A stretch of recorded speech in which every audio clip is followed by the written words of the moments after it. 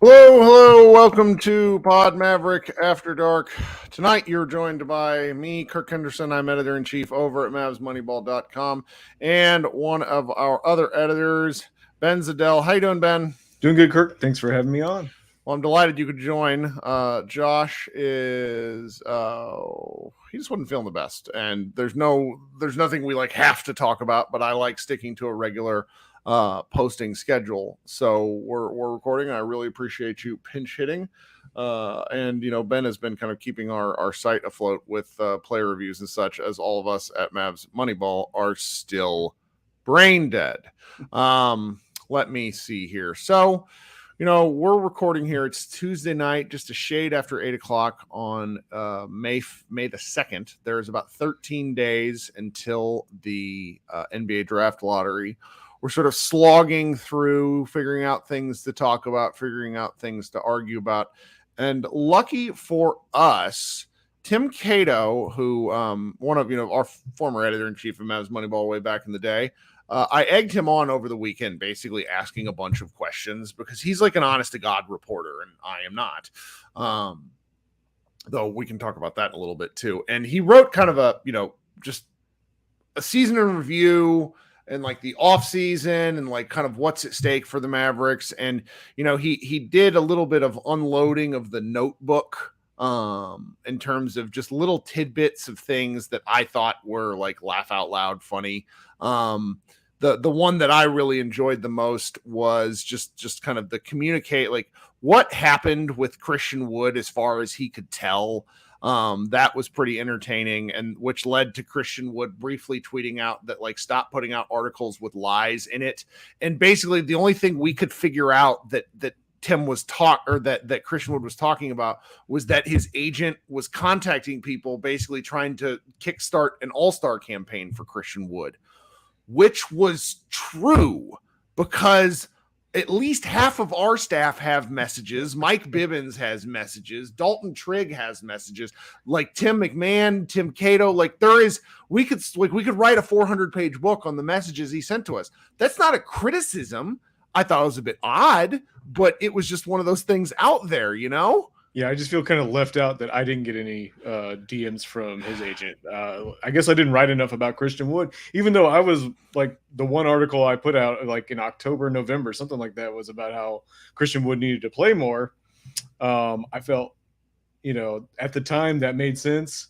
As the season progressed, not so much. But yeah, it was really funny to see Christian Wood tweet that when honestly he was kind of an afterthought in that article. I think it was just paragraph. This was the thing. Yeah, this was the thing that happened, and it was not his fault. His agent was doing his job, I guess. I mean, I'm a little unorthodox in my opinion, but you could always tell. We'll just put it to you like this, guys. If you go review after a good Christian Wood game the dates on Twitter, you'll see various media members and sometimes non-media members, which was my favorite part, share eerily similar tweets. And you could tell when people were copying and pasting these things from their Twitter DMs to their tweets. Like Brad Townsend did it once. Josh Eberly did it once. My man Mavs Draft did it once. We all got. It was hilarious. And then when we all started talking to each other during the year, as the year went on, I was like, oh, he's messaging you too?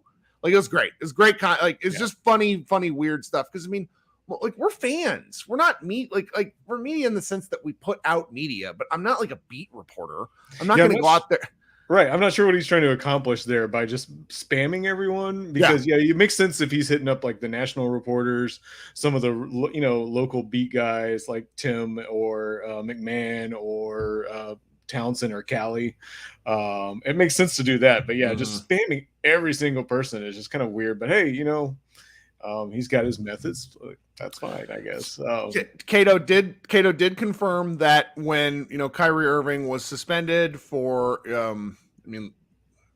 tweet is an endorsement, whether you will like it or not, about the video that had all the weird anti-Semitic stuff in it, and then didn't apologize. He said that, quote, some within the Mavericks organization immediately saw it as an opportunity, according to team sources, to acquire him for cheaper asking price than might be expected of a player of his talent, which, as we know, he became a Maverick a couple of months later.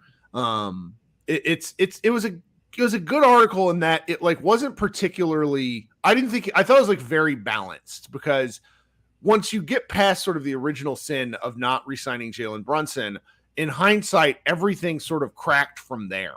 And, we got to where we were. It was simply not a very fun season. And it was a really interesting article. Sorry to cut you off no, there, please. but he got some really good quotes. None of them were on record, I guess. Right. But they were mostly background. Yep. But you just some of the stuff, like you're bringing up with the Kyrie Irving thing, that they were just kind of ready to pounce on that. For me, it really kind of helped me understand the thinking and some of the decision making that they had going on behind the scenes this last year. Yeah. You can kind of see where their minds were. And honestly, it's kind of the usual Maverick place of just superstar hunting, just in a different way. Rather, instead of through cap space, it was, kind of damaged assets on the market, which makes sense because they don't have they are discount shopping. Honestly, they don't have a ton of assets. They're not sitting on a pile of picks and young players that they could make a big trade for. So that all makes sense. It's actually kind of interesting that they targeted Irving that early. So yeah, which in one respect, it makes me feel a little better about the fact that they clearly knew by probably like early December that they had a ball handler problem. And we know that because obviously, remember, Kemba Walker was on the team at one point. I would say it was a training camp, because didn't they pretty much immediately sign? His name is escaping me now. The guy that they had to cut to sign Kemba Walker. Campazzo. Yeah. Oh yeah. Campazzo. Yeah. Campazzo. God, they had to bring in Campazzo like before training camp was even done. What, a month and a half out of Cuban saying, "Hey, don't worry, we've got Frank Ntilikina on the team. It's all good." Yeah. So, yeah.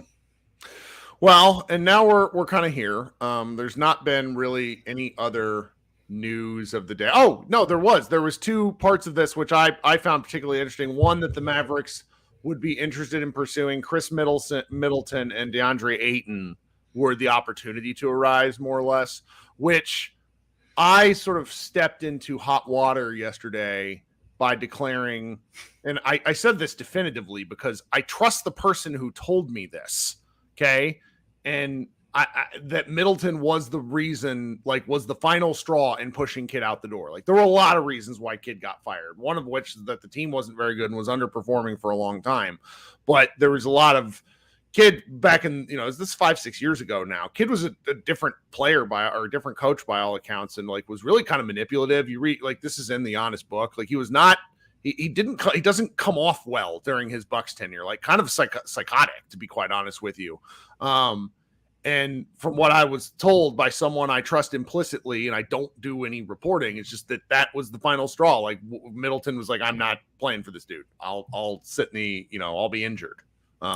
With my hand injury, something like that. So it's pretty wild.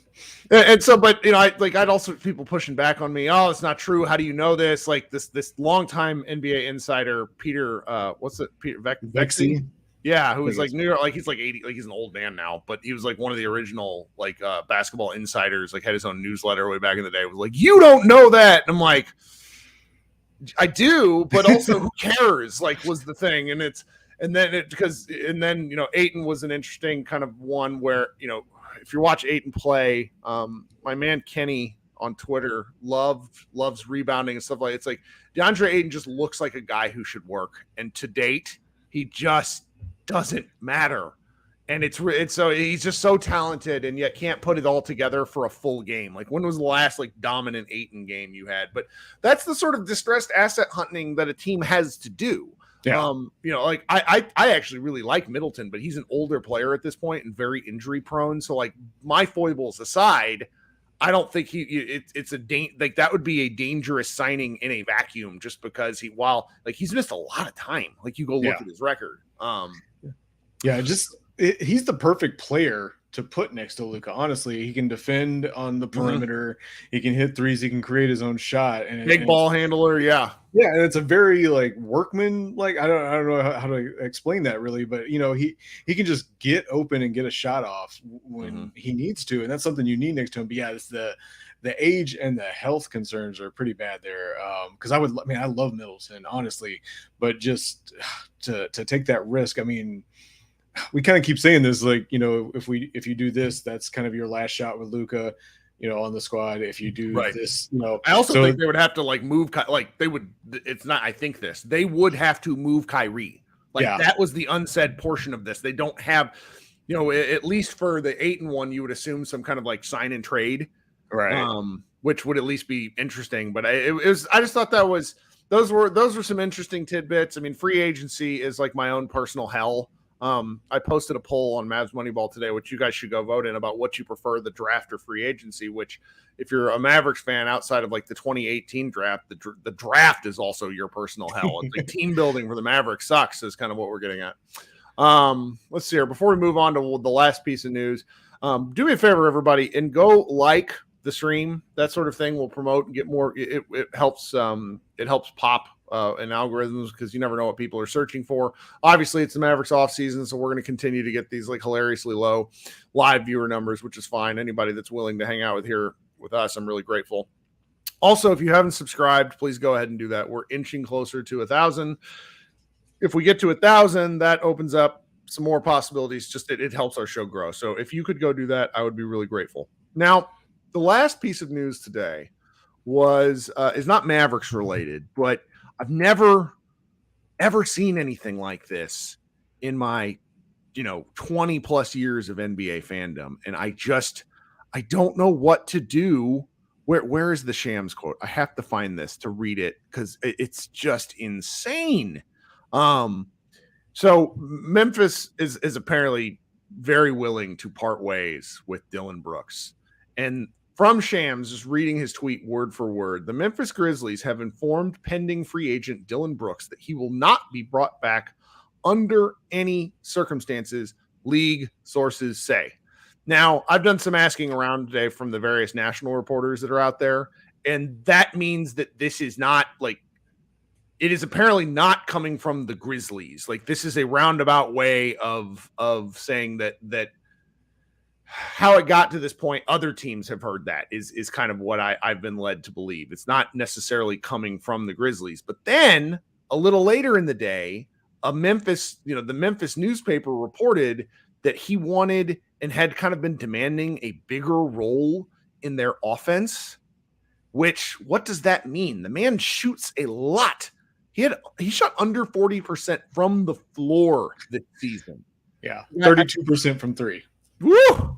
On volume. We're not talking like low volume. Yeah. And then the icing on the cake, and I'm wondering, so my man Josh McSwain is in there. He's my buddy. We go to Orange Theory together. He and I saw him tweeting earlier. It's like, well, Mavericks can't, we can't turn down talent. He's a talented player, potential all NBA or all defensive player, which is true. He apparently also asked, Ramona Shelburne reported around 5:30 tonight that he wanted $25 million a year. What? You gotta get a little bit more. I just can't even, like, I think like in American dollars. Like, yeah. Come on. Mara in the chat says, you mean 2.5 million?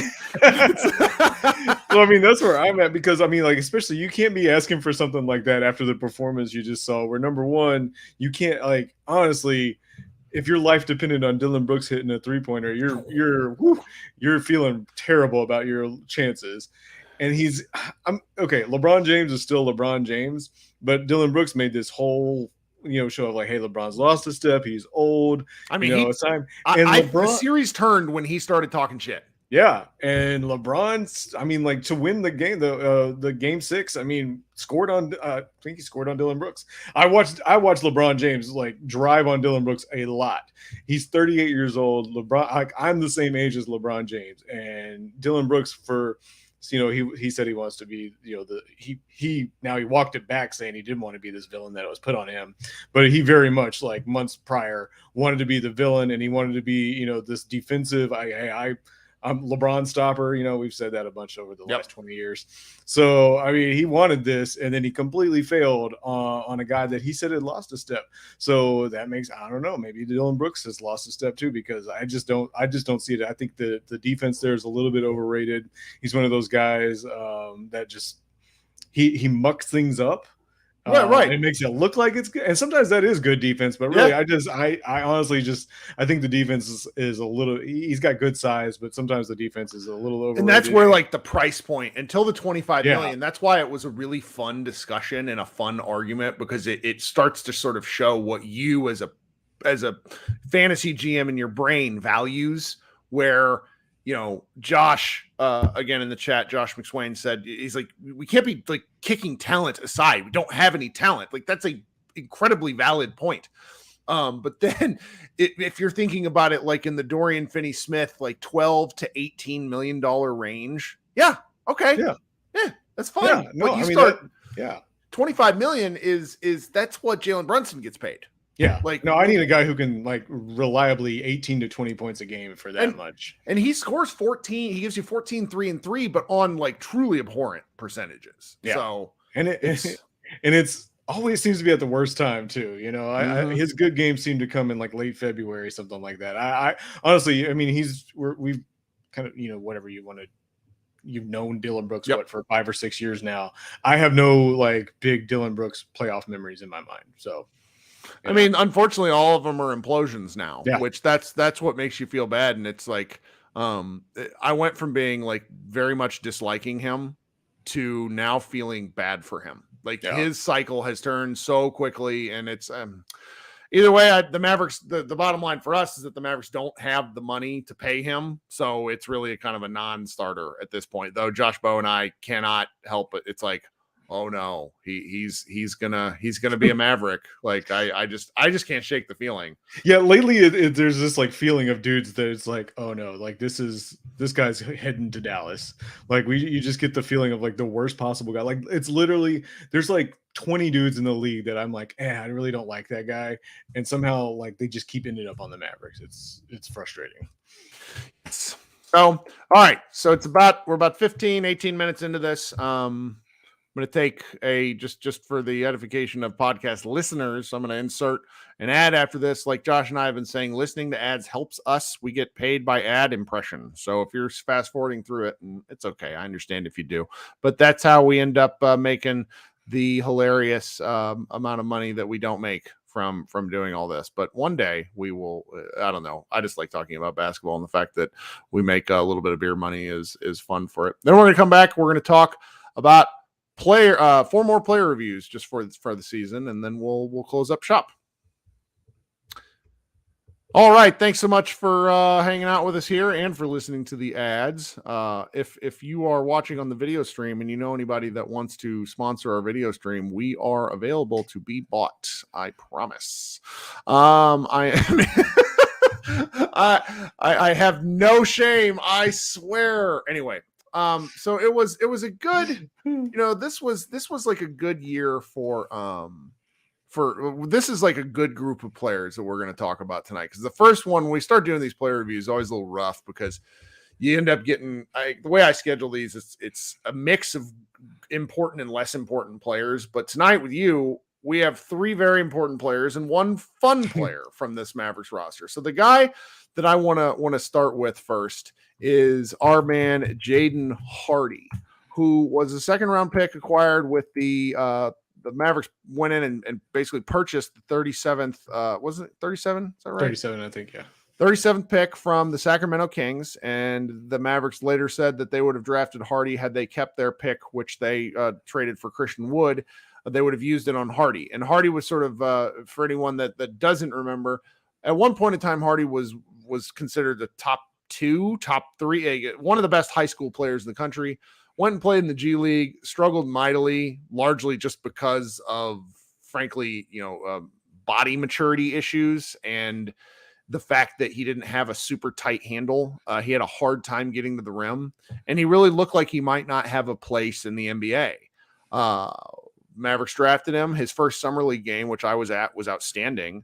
And then he sort of struggled to play the point guard role the rest of the way, which is fine because summer league is not really, you look for like tendencies and things that can carry over. And Hardy's willingness to shoot the basketball and paired with like a really pretty form resulted in him getting a lot of early burn with the G League. And you might have covered some of those games early on in the year. I went to a couple at Frisco, and the shot looked nice. In person, there's not a lot of concerns about him. He's not like a project really or anything like that, but he's, of everything, his shot is real. I mean, it looks smooth going up. It looks good. I love it. And like you said, the willingness to shoot, that's huge. People get lost on that. Well, and what happened was, and you see this from the fan base, is very early frustrations with why wasn't this guy playing. And I have many lengthy criticisms of Jason Kidd. I thought the plan and the execution with Jaden Hardy was really quite excellent. Yeah, that's how you handle a young player. That's exactly, especially on a contending team, that's exactly how you bring him along. And I bet if you were to divide, like if you were to go look at the NBA season and then Hardy's kind of G League season into quarters, every quarter we saw a little more. Now, we didn't see much in the first quarter because he's in the first 20 games. Second quarter, little. Third quarter is when we really, so the last 40 games when we really started to see more from Hardy. In the last 20 games when we saw a great deal. And I thought that, Kidd talked about this in a couple of post-game pressers where he's like, he's only going to get to play if we can put him in situations where he's going to succeed. Yeah. And that was extremely important because and again, the Mavericks didn't make the playoffs. So it kind of like proved my point in the sense of if you needed Jaden Hardy, the team was a lot shittier than we realized. Yeah. And the Mavericks did need Jaden Hardy. And the Mavericks were a lot shittier than we were realizing, at the beginning of the year. It's just kind of the nature of it. But he ended up being kind of a lone bright spot in the last 20 games. Everybody says he's 6'4" and 200. I don't height stuff I'm not 6'4". I stood near the guy.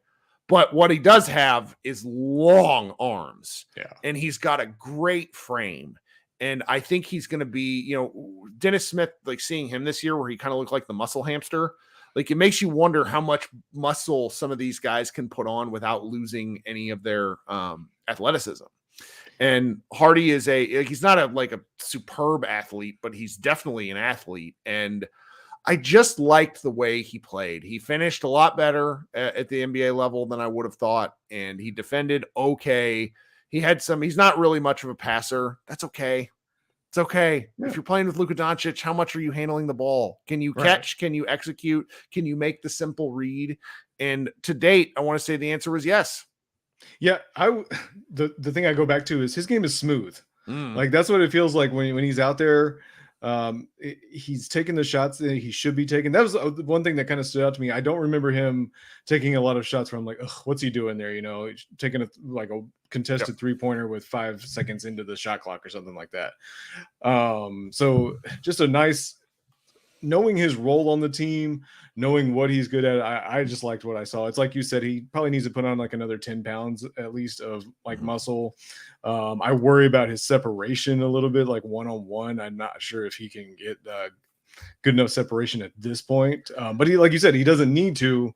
He's and a lot of people have brought it up. I've seen that it's possible if you could somehow the Mavericks could swing a trade, send out Tim Hardaway for someone like a rim protector or maybe another a bigger wing, then Jaden Hardy can step into that Tim Hardaway role. Maybe January, February, I would have thought that was crazy. Now I think that's a risk, but I think it's a risk that I'm okay with them taking. Yeah, I don't really have a good upside for him. Like one of the things I said out loud, and this will probably make the chat mad, is okay, Luke Burns says this in the chat. He said, the Mavericks version of Jordan Poole or Jordan Clarkson off the bench. That's a great player to get for pick 37. Not every player that you draft is going to be a starter, but if you can draft earnest to God, rotation guys, then that is really, really something. Yeah. The one, and I noted this in the last podcast, then we can kind of transition to the next guy. I do think if you consider the Mavericks 4 best players, you got 4 best players at the moment: Kyrie, Luka, Josh Green, and Jaden Hardy. 4 best assets, not players. All 4 of those guys are guards. So as married as I am and enjoy watching, it wouldn't shock me if one of Green or Hardy is gone. Yeah. just because you gotta give to get, and anybody and I if there's any, if you want to consider Green a wing, sure, but he's small. He's just not like you watch him. Granted, it's not fair being next to Kevin Durant, but like all the prime small forwards in the league are big. That's what made Dorian was big. So John Thornton says, aren't those the 4 best players? Well, maybe, you never really know. So, all right. So the next guy I wanted to pivot to, who did I have here? You would think I would remember my own notes. Okay. Probably the most like divisive player on the roster was Christian Wood. I don't even know how to talk about Christian Wood's season. Do you want to give it a whirl? Weird. It's one of the weirder, like signings, or it wasn't a signing, it was a trade, but just acquisitions that there seemed to be, and Cato's article kind of touched on it. Like I said, it was just a paragraph, but there seemed to be a weird disconnect of that Jason Kidd and the coaching staff were not interested in Christian Wood. Mm-hmm. They had in their mind a certain type of team, a defensive oriented team, mm-hmm. and Christian Wood did not fit into that, despite the fact that he could score buckets like crazy. And early on in the season, I was like, this is crazy. This guy can score. Put him in there. There are defensive limitations. Like you can see watching, he's late on rotations. So everyone gets caught up with the blocks and everything. But you better than a block is getting into a position where a guy doesn't even drive in there and preventing, any kind of rim attack at all. So I can see where they were a little hesitant at first there, but in my mind, there just wasn't enough offensive firepower on the Mavericks to get caught up in that. So, and then later on, you even had kids saying, I can't remember exactly what month, when he finally just capitulated and was like, look, we're just going to have to try and outscore everybody. We can't play defense at the level. And so, but then he still did not play Christian Wood a lot. So that's really confusing. And that's one of the things where, when people are like, well, what do you have against Kidd? You can point to stuff like that where there's really inconsistent messaging, and who knows, it's inconsistent when it's to the media and the fans. Maybe it's more consistent, to the actual players and the coaching staff. Who knows? But I don't understand how I do understand because I'm a Mavericks fan, but it's a really weird that the front office is so disconnected from the coaching staff there that Nico Harrison or Mark Cuban or Michael Finley, somebody did something. Right. Somebody put their foot down or pounded the table and was like, no, I want Christian Wood. I don't care what you think, Jason Kidd. So if you look that's weird. So just talking about the transaction alone, they got rid of 4 not good contracts. Yeah. Which goes to show just we sort of under talk about how bad the Mavericks books were before Kidd and Nico Harrison even got here. Like the signings that Mark Cuban and Donnie Nelson had made were often just fucking awful. I don't, there's no other way to say it. When this in referencing Cato's article, it's like the only positive it's like they've had Luka for 5 years and they only have 3 positive assets, and one of them is Tim Hardaway Jr. It's like, what are we doing? Yeah. Anyway, that's a different part with Wood. So you got kind of the feeling that there was something where not everybody was in agreement, and maybe whether it was a freelance decision by Cuban or whether it was a decision by Nico to kind of make Nico and Finley to sort of make the books like get out from under just some frustrating contracts and figure out what to do with it. The messaging was all wrong from the get-go. The expectations were off center. It really makes the Mavericks look bad. There were instances of NBA players during the year. Who was it? Grant Williams, I think, was one of the guys. Like, felt like the Mavericks were messing with Christian Wood's money, and it's not our money. But I will tell you guys, players don't like that. Yeah, players and agents and stuff remember that. So like that on its face was very disappointing because it felt like a catch, kind of a chicken or the egg thing. What came first? Right. Christian Wood's crappy defense or the Mavericks' unwillingness to give him burn.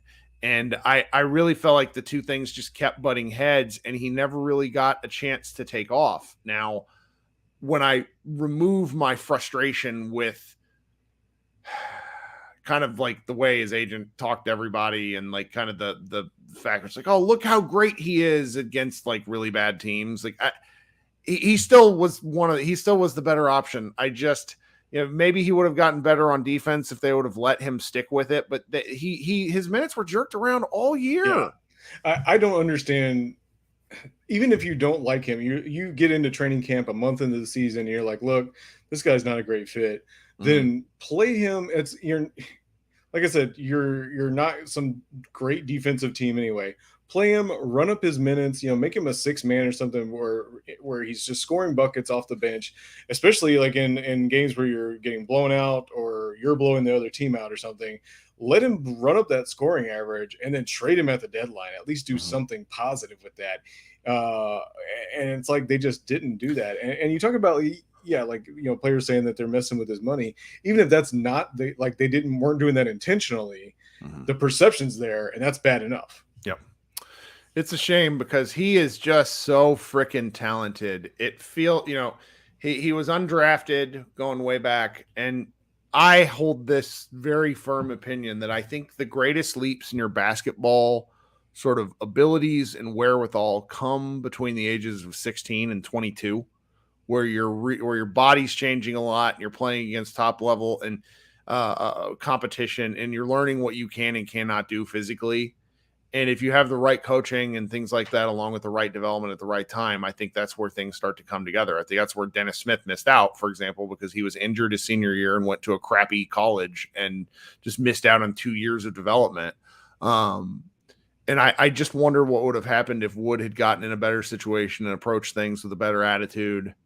It's tough because I love his game from a visual aesthetic point of view. Like when he's working on offense, he can really pass. He can shoot. He can drive. He a little weak on contact, but what are you going to do? Great handles. Like he just seemed to match with Luka in a lot of ways on offense, but the Mavericks just didn't want to give it enough burn. And then he sort of shot himself in the foot on occasion. Like he was low key. One of the things that got lost in a lot of the shuffle was he was like Luka Jr. in terms of his emotions. Like he would let things get the best of him and they'd do the same. It's like, you're not good enough to do this shit, man. Yeah. Don't do it. Don't do it. Well, celebrations, like they'd be down 15 or something. And he hit a shot and act like, he had just like hit a clinching game 6 like dagger or something like that. And you're just like, calm down. Or same thing, if he missed a shot, he'd lose his mind and acting like he got fouled. And it's like, dude, you're 1 of 9. We'll move on. So it's one of those things where there's a lot of talk, we're complaining about how the Mavericks handled it, but I did not like the player at all. So, I wonder if they had done this trade, exactly everything's the same, and they just played him and it just didn't work out. I think we would feel less annoyed about it because sometimes first round picks just don't work out. So if you just treat him like he's a first round pick, I mean, like I've seen, Mo Ager, so just a lot of late first round picks from the Mavericks just not work out. And sometimes that's just how it is. No. So if they had truly played this guy, like, you think they would, and it just didn't work out, I think we'd all be a little less frustrated. And speaking of frustrated, it's time to pivot to the third guy on our list. Everybody's favorite Dallas Maverick, Dwight Powell. Maverick for life. Well, Dwight Powell. He is, and I didn't know this, I just looked at this seconds ago. Dwight Powell is tied for number 9 all time in terms of games played as a Dallas Maverick. He's tied with Sean Bradley with 582 career games played as a Dallas Maverick. And that is fucking remarkable. That's with missing a big chunk with an Achilles injury, too. He was a throw-in for the Rajon Rondo trade in 2015. He has been with the Mavericks for such a long time, and there's simply no way to discuss Dwight Powell rationally because he's the only guy on the team besides Maxey that can set a screen, but he can't rebound. He can't defend. He can kind of pass, can't really score only unless you serve it above the rim to him. If he gets so much grief and then so much praise, and there's just no reasonable way to talk about Dwight Powell. Yeah, I think I don't know. Like I said, I don't know about your high school basketball career, but I think me and you were kind of similar of that. lacking in skill and athleticism, but really coachable. Mm, And in the right, like, you know where you're supposed to be on the that's court, you right. know what you're supposed to do. You just don't have like the talent to reach like even a C level player at whatever level, B level, whatever. And that's Dwight Powell. Like, they're constantly trying to replace him. They really honestly they know the Mavericks know they brought in JaVale McGee to play 15 minutes so that Dwight Powell wouldn't have to. I think they would have loved JaVale McGee for like 20 25 minutes, Dwight Powell for 10 minutes, and Christian Wood kind of He played in the first 4 games of the season. He had 3 DMPs. Yeah, they don't want to play him. He is Udonis Haslem, but when you're just a coach and there's the other guys are just messing up constantly, it's like a safety valve. It's like, hey, put Dwight Powell in. At least Luka's going to know where he's going to be. Like, he's going to be in the right places on offense. He's going to set good screens. He's going to try to rebound. He's going to be in position on defense. And so as a coach, you're like, I just got to put him in there. I've tried these other 2 guys and they're just not working out. And I just need someone to be safe. I just need like someone, a C+, B- out there to hold up one position on the court, and I can figure out the rest of the 4. So yeah, very much like I completely I think he's going to be back on the roster next year with somebody else ahead of him that they're going to try and bury him on the roster, and somehow like a zombie he'll come back and play. And that's Josh Bowe's contention, is that they have to part ways with him just so they cannot keep going to him like a crutch. Yeah, and it's truly amazing. He just keeps he's like a zombie. He just keeps coming.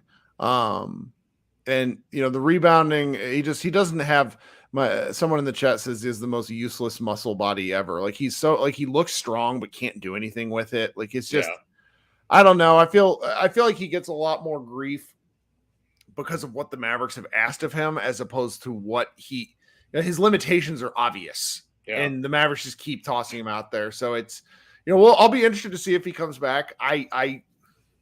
I wouldn't hate it, but I do understand Josh's point of view about, hey, we just maybe need to move on from him entirely. Yeah, if he's like your 3rd big man, maybe 4th, you can definitely live with 4th. If he's your 3rd big man or something like that, that's fine. But you have to have 2 solid guys ahead of him. Because you would love, like I said, Dwight Powell, his whole energy and everything, you'd love to have that on the bench. He's one of those guys, I kind of complain that the Mavericks haven't had anybody with really good playoff experience, or like just an experienced veteran leader. He's kind of getting to that point. He hasn't been in any big games, I guess, outside of, the playoff run last year.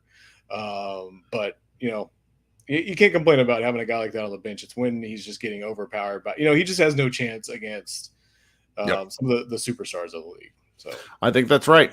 Okay, the last guy we'll talk about, and then we'll close out, is Davis Bertans, who somehow, he played a career low in games this year. He dealt with injuries, and it was a hamstring injury, which was interesting. His knees had been a problem coming into this year, but hamstring was something that just wouldn't heal. He didn't really get a lot of burn. Shot the 3 ball right at his career average. I would like to see the Mavericks. He's going to be back with the team, because he has probably the worst contract relative to value in basketball right now. If you don't think it's the worst, it's top 10. He makes, next season he makes 17 million, and the year after that he makes 16. And it does have it's a player option though, so he's gonna take it. Like, why? He's never gonna. This is life-changing money.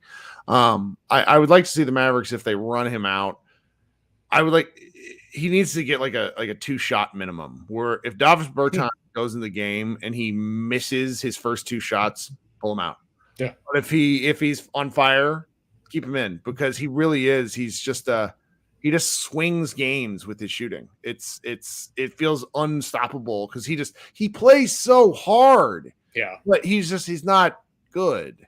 He's got such a pretty stroke too. Like when he's shooting it, it's like I've never seen a shot of his that goes in that, like, it seems like it doesn't hit the rim at all. It's just like whoosh, just nice, barely moves the net. It's so pretty. But yeah, he can't do anything on defense. He's got the body of a center, like a really thin center, so he can't guard like actual big guys, but he's so big that he can't guard on the perimeter either. That's so right. It's just he's a contract that they can't. Yeah. Somebody asked if they could what's it called? Stretch his contract. And that would be dead money on the cap for like 5 more years. And at a certain point, you just got to eat. You just got to eat it and clear it off. It's brutal. Honestly, in the last year, he's probably just you can use his contract to facilitate another trade or something like that. Maybe he's just expiring contracts aren't what they used to be, but I mean, like I said, if you're like 17 million short, and some teams like, yeah, whatever, we're just not going to re-sign him next year, then that's basically his trade value. This is Josh Mazer. What's Josh? Your site name is slipping my mind. 214 something. I was reading an article on it yesterday. I couldn't losing my mind, but that's a great comment. Slimmest shoulders I've ever seen. And Josh goes to games and takes a lot of photographs of these guys. And one of the things that doesn't come across on TV, if you haven't been to a game recently, guys, is just how skinny these dudes are, period. Like, they look bigger on TV than you see them in person. 214 The Win. That's the name of Josh's site. Go check it out. It's a good site. I've enjoyed reading things over there. But these guys are like, Tyson Chandler is one of the skinniest people I've ever seen. I just didn't understand how it worked. Like, Dirk Nowitzki just looks like a piece of beef, like 7 foot tall beef jerky. But, so to say that Davis Bertans is the skinniest shoulders, like, that's really saying something. Like, he's got a look. He's Charlie Villanueva with bright red hair. God, Charlie V, there's a name. I don't really have anything else to say. No real insightful analysis on this guy. I'm just kind of like, we're just hearing the point. We're I don't want to say we're killing time, but like, I'm avoiding like losing my mind on certain elements of things. One thing I did want to point out, and I should have done this a while ago before we head out, is that if you have a question you want to talk to me about, send us an email at our email address, which is podmaverickpodcast@gmail.com. When I do a live show, I'm either going to do it Thursday night or Friday during the workday again, because I've enjoyed getting some of our overseas listeners to hop on and talk basketball. If you have any questions, maybe I'll start the show that way, because these live shows, they tend to pick up whenever people, if you subscribe to the show, you kind of got to go through a lot of actions to get notified when things are going live. And if you haven't joined the live shows, I like bringing people up and talking hoop with just about everyone. That's the whole point of this endeavor. That email again for those listening on the podcast is podmaverickpodcast@gmail.com. I will also drop it into the show notes. Ben, do you have anything before we get out of Dodge? No, just enjoying these last playoff games before things get really sparse. So no, man, the one game a night shit, I love it. You are a sicko. I can't. These like 3 game night stuff. It still hurts me. Well, it's settled down now. Yeah, like I said, I think I said it when I hopped on a live show with you. It starts off like Thanksgiving dinner where you're all like, oh, look at all this food we got, and then within a week, I'm like, I'm kind of tired of all this basketball. This is overwhelming. Now I've had like a couple days to recharge. I'm back to we got two games a night now. I think this is going to be the worst. I don't know what's up with the Phoenix and Denver series, where game 2 is on Monday and game 3 is on Friday. That's kind of crazy. I mean, they treat it like an NBA TV series. It's pissing me off. Like it's just, it sometimes feels like the NBA telegraphs such stuff. But okay. But before, one of the things I started doing and then kind of got away from it, I don't know why. Mainly, I just must be a moron. We're doing a tankathon. And I want to do a tankathon run before we get out of here. So for those of you who are listening, you can probably see this on the live stream. For those who are listening, obviously it's tankathon.com. I just go in and we're gonna sim the lottery. Okay, the Mavericks are locked into 10. We have a 3% chance to jump to number 1 overall. Okay, I'm going to predict. Go ahead. They're going to land at 3 when you simulate. When I simulate, 14%, 13.9% chance of the top 4. It's pretty good. Pretty good.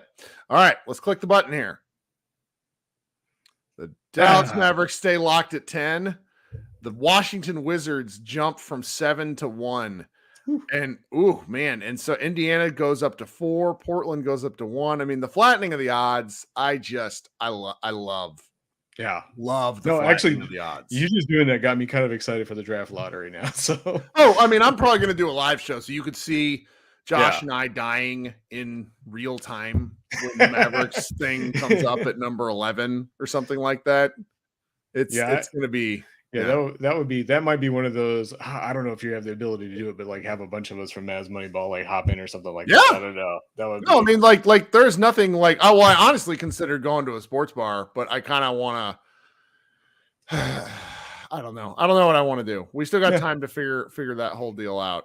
So, well, guys, again, I've left the email up there. If you got a question or something you want to talk about, podmaverickpodcast@gmail.com. This has been Kirk Henderson and Ben Zadell. Head over to mavsmoneyball.com and read whatever stuff we have coming up. I know we got a couple of Wings posts coming up the next several days from a new contributor who wanted to write about the Wings, and I am happy to post basketball content. This has been great fun. Thanks so much for hanging out. Please subscribe to the show, both in YouTube form and in podcast form, and leave us a review and leave comments, all that stuff. We really appreciate your time and support. Go Mavs.